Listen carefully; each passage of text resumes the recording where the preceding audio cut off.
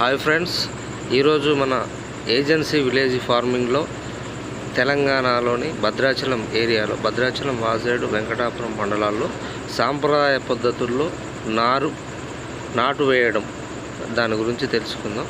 ఇందులో భాగంగా మనం ముందుగా ఏదైతే మనం నారుమడి చేసుకుంటామో, ఏదైతే నారుమడిలో వరి విత్తనాలు మొలకెత్తుకుంటామో 20 రోజుల తర్వాత 20 నుంచి నెల రోజుల్లోపు నాటు వేసుకోవాలి.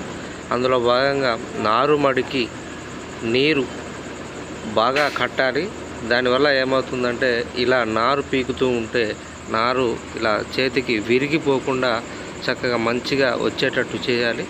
దానికి ముందు మనం ఏదైతే నారుమల్లో నారు వేసుకుంటామో ఆ నారుమల్లను శుభ్రంగా అంటే నీట్గా ఏ గడ్డిపోస లేకుండా మనం మెత్తగా దున్నుకోవాలి. దమ్ము వీల్స్ అంటే ఇంతకుముందు సాంప్రదాయ పద్ధతుల్లో ఎక్కువగా నాగళ్ళు వాడేవారు. ఇప్పుడు అధునాతన కాలంలో నాగళ్ళు అనేవి కనుమరుగవుతున్నాయి కాబట్టి ట్రాక్టర్లు ప్రతి ఒక్కరు కూడా ఇప్పుడు ట్రాక్టర్ వాడుతున్నారు. ట్రాక్టర్ తోటి నారు వేసే మళ్ళు నీట్గా సాలిరువాలు గొర్రు పైకి ఉంటేనేమో సాలు, గొర్రు కిందకి దిగి ఉంటేనేమో ఇరువాలు. ఈ విధంగా బురద చేసుకోవాలి. బురద చేసుకుంటే ఏమవుతుంది అంటే మొక్క అనేది బురదలో ఇలా పెట్టగానే ఒకరోజు గ్యాప్లో నారు మొలక చేసుకొని అంటే వేరు పోసుకొని గట్టిగా ఉంటుంది. అందుకే ప్రతి ఒక్క నారుమడి కూడా బురద చేసుకోవాలి, గడ్డి లేకుండా చేసుకొని బురద చేసుకోవాలి. ఇందులో భాగంగానే పీకిన నారు కట్టలు కట్టుకొని ఇలా తీసుకొస్తూ ఉంటారు. తీసుకొచ్చి కూలి వాళ్ళు అందరూ చక్కగా గుత్తా చేసే వాళ్ళందరూ చక్కగా ఒక దగ్గర పోగై ఇలా నారు పెట్టుకుంటూ ఉంటారు. ఇది మన ఏజెన్సీలో సాంప్రదాయబద్ధంగా వస్తున్న నాటు వేసే పద్ధతి.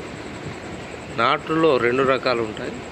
ఒకటి కరివేత పద్ధతి, 2 నాటు వేసే పద్ధతి. కరివేత పద్ధతి వచ్చేసి మనకు వర్షాలు లేకముందే మనం విత్తనాలు చేనంతా జల్లుకుంటాము. చేనంతా జల్లుకున్న తర్వాత అది ఆటోమేటిక్గా విత్తనాలు దూరంగా మొలకెత్తుతాయి. దాన్ని కరివేత పద్ధతి అంటాం. ఇప్పుడు మనం మన స్క్రీన్లో చూసేది ఏంటి అంటే నాటు వేసే పద్ధతి. ఈ నాటు వేసే పద్ధతి అత్యంత పురాతనమైన పద్ధతి.